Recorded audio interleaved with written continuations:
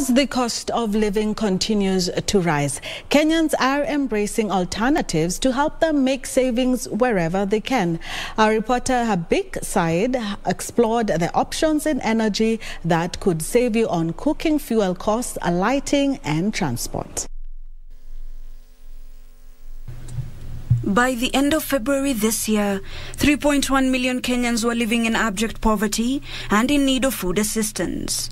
The soaring number was aggravated by economic disruptions from the COVID-19 pandemic, high fuel prices, global supply chain disruptions, and the Russia-Ukraine war. This has seen the cost of most commodities increasing. When you make something that is a clean cooking solution like LPG, you make it so expensive, you're forcing people, a lot more people, to go back to the fuels that are harmful to their health, harmful to our environment. The high cost of living might have us by the scruff of our necks, but as the prices go high, so does the innovation. And Kenyans are coming up with solutions to solve their problems. So what are some of the things that we are doing in order to reduce the high cost of living?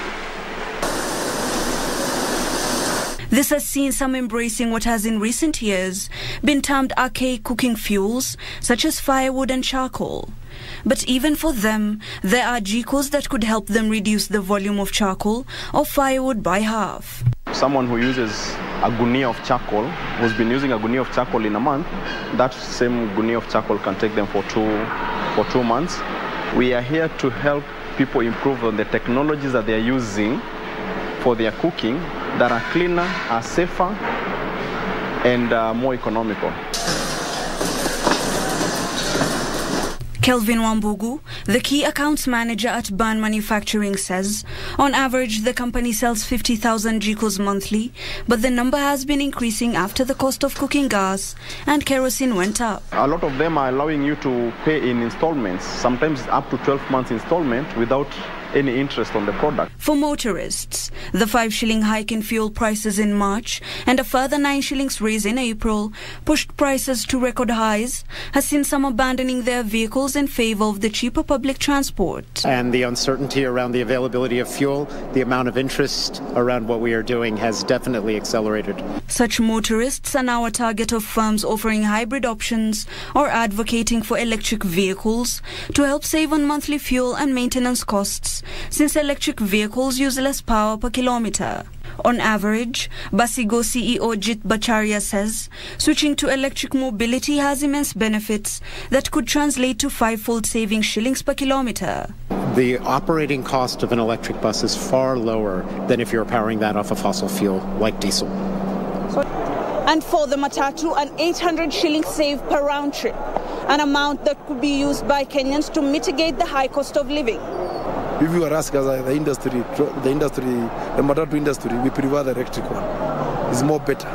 And for lighting and heating needs, solar energy is the go-to option. With solar water heaters, one can slash heating bills by at least a third, as Davis and Shirtlift Technical Director, Engineer Philip Hawley explains. System now, you would recover the cost of electricity, savings in cost of electricity in 3 years or less. In addition, Hawley says electric water heating accounts for a majority of one's electricity bill, a factor that many are unaware of. The Kenyan grid is sometimes quite unstable, and so again there's a trend where people want to be able to own and manage their own power generation source, which solar gives. Reduce your spendings, change the things that you usually use less expensive commodities. These are some of the solutions that have been given. However, are we slapping on band-aids to bullet holes? Hibaq Said from Kiambu County for Prime Edition.